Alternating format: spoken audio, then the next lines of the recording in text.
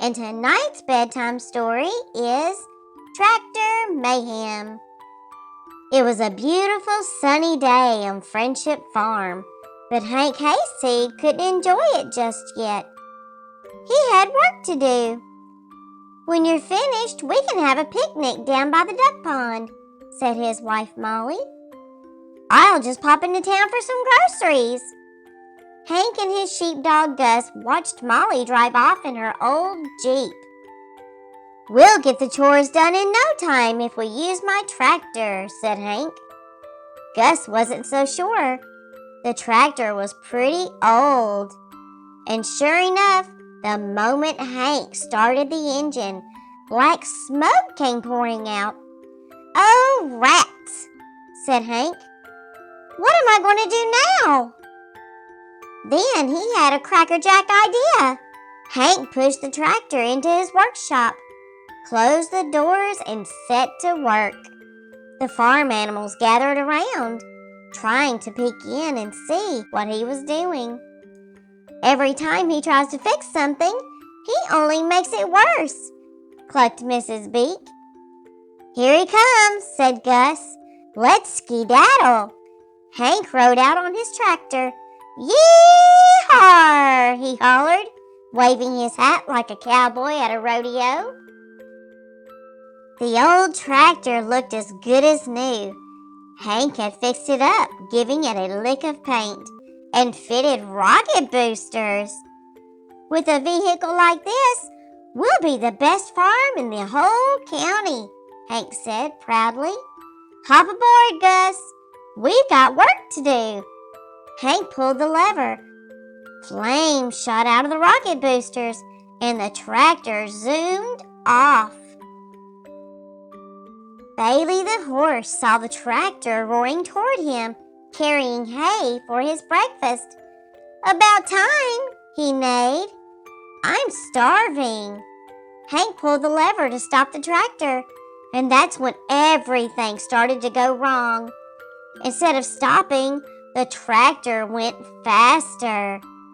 As it shot past, a hay bale flew off the trailer and landed, flunk, on Bailey's head. "Sorry, Bailey," Hank called back over his shoulder. Hank wrestled with the pesky lever, but it was no use, and now they were headed for old Maggie the cow. "The lever stuck fast," Hank cried as Gus held on. "I do believe," said Maggie grandly, "it is rude for anyone to move that fast." But she moved fast enough herself when she saw the tractor was coming straight for her and wasn't going to stop.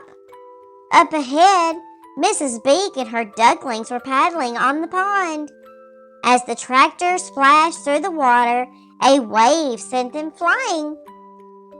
"We've got to stop this thing," said Hank, grappling with the lever.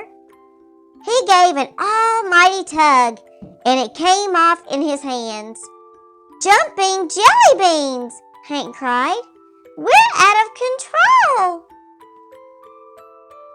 And that's when Molly arrived home. "Are you okay?" she cried. "Yes, dear," Hank called back. "Just taking Wallow a bucket of pig food." Hank held up the bucket to show Molly as the tractor whizzed past her. Then they hit a bump, and the bucket went flying out of his hands and landed on Molly's head. "Hold on tight," yelled Hank as the tractor zoomed up the slopey roof of Wallow the pig's sty as if it were a ramp. It shot into the air and landed slap bang in the middle of the duck pond. Hank and Gus were soaked, and Friendship Farm was a terrible mess. "This'll take all day to fix," groaned Hank. "Nonsense," said Molly, still pulling food scraps from her hair. "We can do it and still have time for a picnic, just as long as we all pitch in and work together." And everyone agreed that was a crackerjack idea. The end. Join me again tomorrow night for another adventure. Good night.